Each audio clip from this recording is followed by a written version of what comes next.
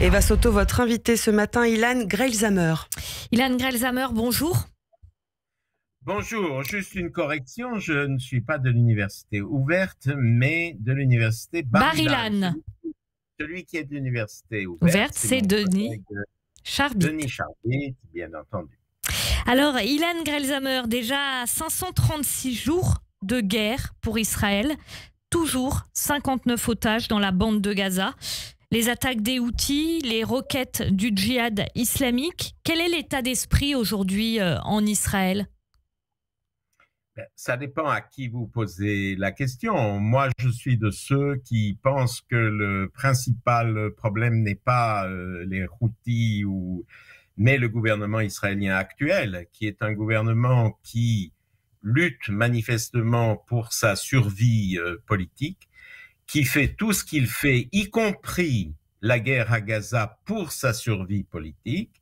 Et c'est ça qui nous préoccupe actuellement. C'est un gouvernement Pourquoi dites-vous que la guerre à Gaza, le gouvernement le fait pour des motifs de survie politique? Parce que ce qui est dit, notamment du chef d'état-major de Tsahal, c'est que faute d'avoir pu conclure un accord avec le Hamas pour libérer les otages, maintenant il faut mettre la pression sur le groupe terroriste.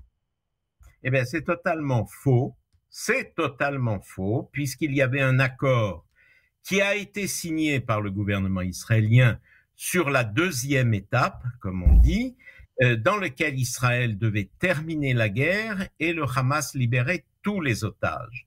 Mais comme Netanyahou a vu qu'il perdrait l'appui des partis d'extrême droite à son gouvernement et que le gouvernement tomberait et qu'il y aurait de nouvelles élections, il a décidé de supprimer cette deuxième étape à laquelle il s'était lui-même engagé. Donc, c'est pour garder... Et d'ailleurs... C'est très grave ce que vous dites, Ilan Grelzamer. Ça veut dire que Binyamin... C'est tout ce que les Israéliens savent. Et vous n'allez pas trouver un Israélien sensé qui ne va pas vous dire cela, puisque c'est évident. Ces otages, 59 otages, qu'Israël n'a pas réussi jusqu'à présent à libérer et qui pourrissent, enfin les vivants et les morts, dans les souterrains du Hamas. Il est bien évident que faire la guerre maintenant dans la bande de Gaza signifie la mort de ces otages et que le gouvernement israélien passe par profits et pertes ces gens qui doivent être sauvés. Avant tout, c'est la question des otages qui doit être la question numéro 1 et non pas comme on l'a fait hier, de détruire les camionnettes du Hamas et de frapper ici ou là. Les camionnettes qui avaient servi effectivement le 7 octobre.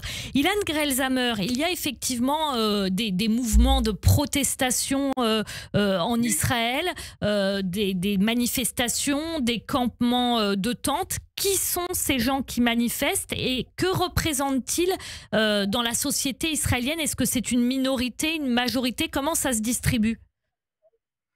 Bon, comme toujours, les minorités agissantes sont des minorités, c'est-à-dire qu'il y a énormément de gens en Israël actuellement qui sont extrêmement critiques du gouvernement Netanyahou, mais qui ne descendent pas dans la rue. Ceux qui descendent dans la rue, comme toujours, comme partout, si vous comptez les gens qui, en France, en mai 68, descendaient dans la rue, et la population française dans son ensemble, ce sont des minorités agissantes. Mais il y a en Israël aujourd'hui, je dirais, peut-être un quart de la population qui soutient Netanyahou, même si Netanyahou marchait sur la tête, il le soutiendrait. Et le reste de la population, les sondages le montrent très clairement, qui voudrait voir partir Netanyahou, et je ne parle pas du Likoud, mais de Netanyahou lui-même, pour qu'il y ait un gouvernement beaucoup plus sensé, beaucoup plus équilibré. On ne parle pas de gauche et de droite, on parle d'équilibre et de gouvernement sensé. Ce n'est pas le cas. Hier passe un budget qui accorde des sommes faramineuses aux Haredim, aux ultra-orthodoxes. Encore une fois, c'est comme pour l'extrême droite, pour que ce gouvernement puisse se maintenir. Les gens en Israël en ont assez, sont extrêmement mécontents. Ça ne veut pas dire que tous sortent dans la rue encore une fois, ce n'est qu'une minorité agissante. Pour bien expliquer ce qui se passe en Israël et les différences aussi qu'il peut y avoir avec des manifestations qui ont lieu en France, aux États-Unis, de gens qui se servent de la cause d'Israël et qui appellent à un cessez-le-feu, c'est pas vraiment quand on voit la situation en zoom out, c'est pas du tout les mêmes revendications. Est-ce que vous pouvez nous donner clairement les revendications des manifestants en Israël, puisqu'en Occident, il y a quand même des manifestations qui justifient ou expliquent ou tendent à expliquer que pourquoi le Hamas a agi comme ça. C'est pas du tout le cas des manifestants en Israël. Hein. Non, bien entendu, bien entendu. Les manifestants en Israël sont des sionistes, sont des patriotes qui aiment leur pays et qui sont extrêmement attristés de l'évolution d'Israël actuellement parce que nous voudrions un meilleur Israël. Non, les deux choses qui motivent les manifestants en Israël, la première, c'est de mettre la question des otages, de la survie des otages. Il y en a peut-être encore 24 ou 25 qui sont en vie sur les 59 qui se trouvent dans les mains du Hamas. Le reste, ce sont des morts. En fait, ça c'est notre première revendication. Laissez tomber les frappes sur Gaza actuellement, vous pouvez les reprendre après autant que vous voulez, mais d'abord libérer les otages numéro 1.